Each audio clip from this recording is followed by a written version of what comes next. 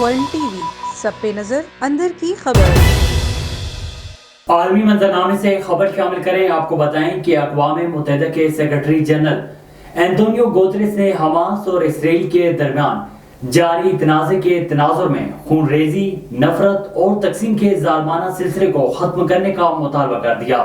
مزید تفصیلات new York میں موجود A1 ٹی وی کے سینئر اینکر اور ہیڈ آف نیوز ثاقب سلیم قریشی سے۔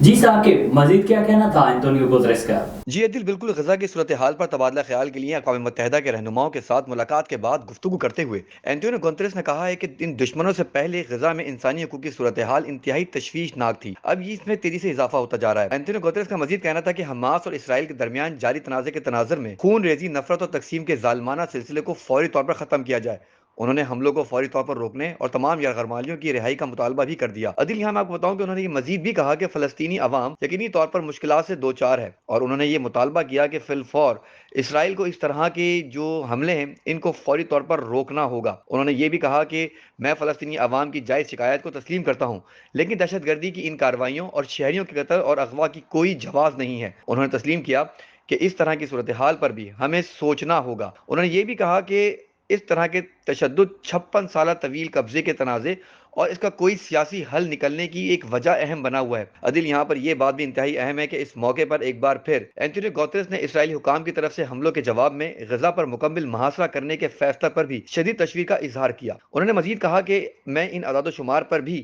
تشویش کا اظہار کیا کہ اسرائیلی کارروائیوں کے جاری رہنے سے ان میں اضافہ ہوتا جا رہا ہے، اور یقینی طور پر اسرائیل کے جائز سیکیورٹی خدشات کو بھی انہوں نے کہا کہ میں تسلیم کرتا ہوں، لیکن اسرائیل کو بھی یہ یاد دہانی کراتا چلوں کہ فوجی آپریشن میں بین الاقوامی انسانی حقوق کی خلاف ورزی نہیں کرنی چاہیے، اور یقینی طور پر انسانی قوانین کے مطابق ہی فوجی آپریشن ہونا چاہیے۔ انہوں نے مزید کہا کہ شہریوں کے تحفظ اور احترام کی اہمیت پر شہری مقامات اور بنیادی انفراسٹرکچر کو نشانہ نہ بنایا جائے۔ اور یہاں پر ایک بات پھر ایک توجہ کی بات مرکوز کراتا چلوں کہ دوسری جانب یہ بھی انتہائی اہم ہے کہ اب تک کی تازہ ترین صورتحال کے مطابق اسرائیلی حکام نے محاصرے کے علاوہ ان حملوں کے جواب میں بھی غزہ پر فضائی حملوں کا سلسلہ شروع کر رکھا ہے، جس میں مبینہ طور پر اب تک خواتین اور بچوں سمیت 500 سے زائد فلسطینی ہلاک اور 3000 سے زائد زخمی ہوئے ہیں۔